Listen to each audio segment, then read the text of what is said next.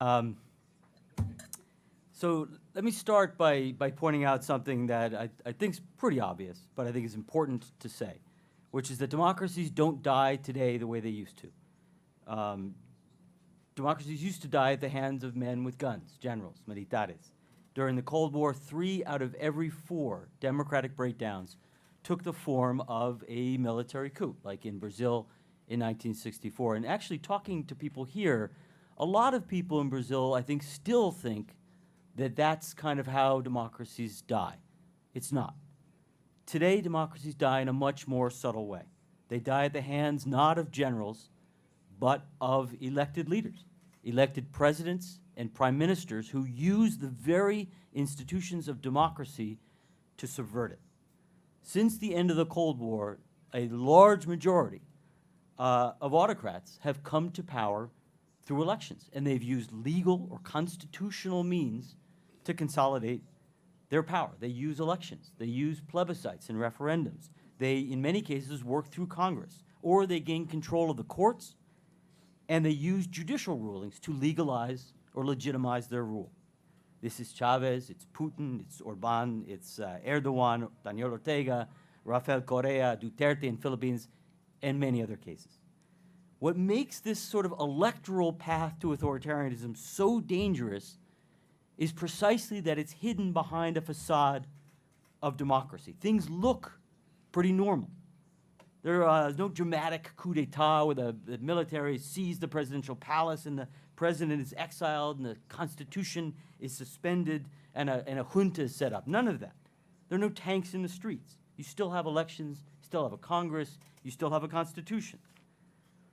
In fact, the subversion of democracy in many cases is subtle, it is incremental, and sometimes it's very slow. Erdogan's party came to power in Turkey in 2002. It was not until 2007 or 8 that the regime really began to be authoritarian. Chavez was elected in 1998.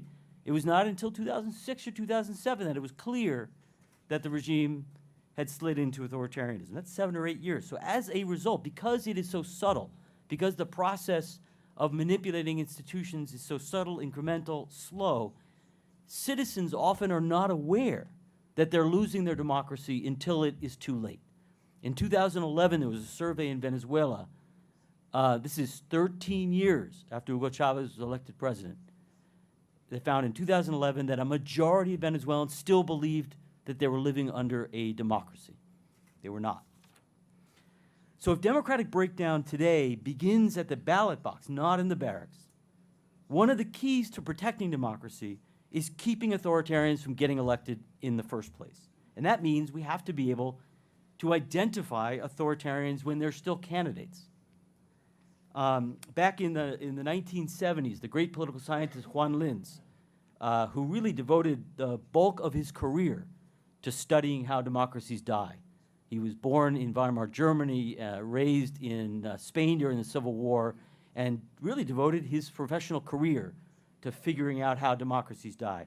He wrote a very, very widely circulated book in the 1970s called The Breakdown of Democratic Regimes, in which he proposed what he called a litmus test to identify authoritarian behavior.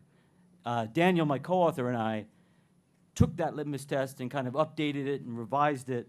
Linz wasn't always the clearest of writers, and presented kind of an updated version of that litmus test in our book. The test includes 4 types of candidate behavior that should set off warning bells, that should make us nervous, that should make us worry if we see it. These are the 4, and these come mostly from Linz. 1 is a rejection of democratic rules of the game, a refusal to play by democratic rules of the game, pretty obvious. A second one is toleration or encouragement of violence. A third is a denial of the legitimacy of one's partisan rivals, opponents. And a fourth is an expressed willingness to curtail the civil liberties of opponents, including in the media. When a politician exhibits one or more of these behaviors, we should worry. And more importantly, we should not elect them. Now, obviously, there is no perfect, no fail-safe mechanism for identifying autocrats.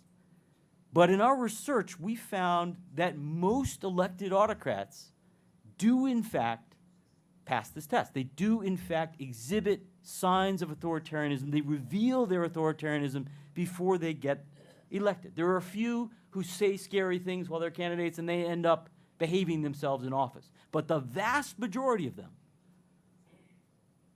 do what they say they're going to do. They behave as authoritarians as candidates, they engage in authoritarian discourse as candidates, and they attack democratic institutions as presidents and prime ministers. Chavez, Erdogan, Ortega, Duterte, Correa, there are many others. So the lesson I take from that is we need to take what candidates say seriously. They're not bluffing. My host, Rodrigo, requested that I do a little homework before my visit here, so a couple of research assistants at Harvard helped me do some research on Bolsonaro, and we applied our litmus test to Bolsonaro.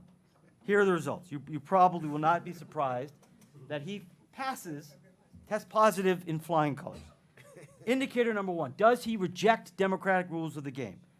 Throughout his career, as far as we can tell, going back to the 1980s, Bolsonaro has praised the military dictatorship and challenged the legitimacy of the post-1985 democracy. In 1993, he declared, "I am for dictatorship," called for the closure of Congress, like in Fujimori's Peru the year earlier. More recently, Bolsonaro declared that what happened in 1964 was not a coup. He promised a Chavista-like packing of the Supreme Court, and he questioned the legitimacy of Brazil's electoral system, calling it rigged. He just named as his vice presidential candidate a general who at various points has signaled his openness to a military coup. So not only has Bolsonaro rejected democratic rules of the game, but he's actually done so in a way that is more open and more egregious than Erdogan, than Fujimori, than Chavez, than Orban. None of those guys openly embraced dictatorship. Okay, so he passes that one. Check that box. Indicator number two, toleration or encouragement of violence. In 1998, Bolsonaro said the military should have killed 30,000 people, including Fernando Henrique Cardoso. He's encouraged the extrajudicial police killing of suspected criminals. He has embraced death squads in Rio de Janeiro. He's justified the extrajudicial killing of 19 farm workers in Pará in 1996. Indicator number three, denying the legitimacy of one's partisan rivals. Bolsonaro has called President Cardoso a corrupto who should have been killed during the dictatorship.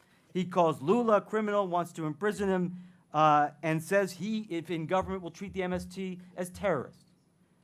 Indicator number four, a willingness to curtail the civil liberties of opponents. Bolsonaro has repeatedly endorsed the use of torture and extrajudicial killing, including against leftist politicians and activists.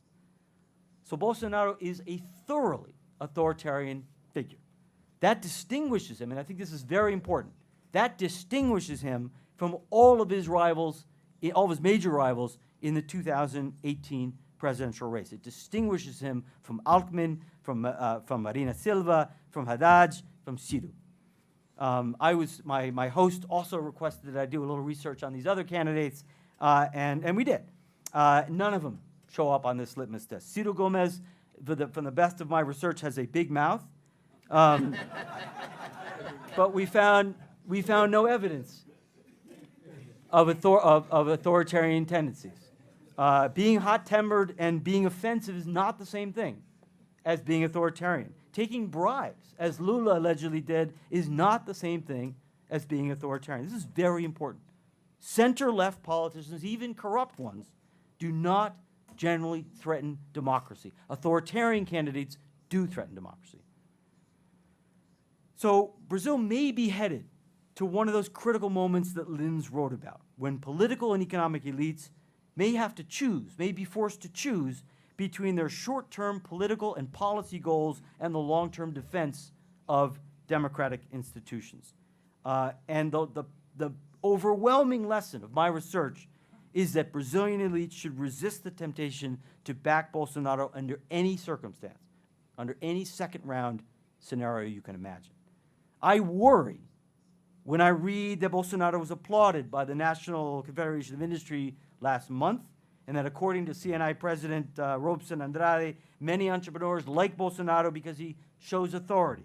I worry a lot that business leaders will decide that Bolsonaro is worth the risk because of the economic policies that Paulo Guedes can deliver, Or maybe because it's just better than having to deal with a government led by Siru or Haddad.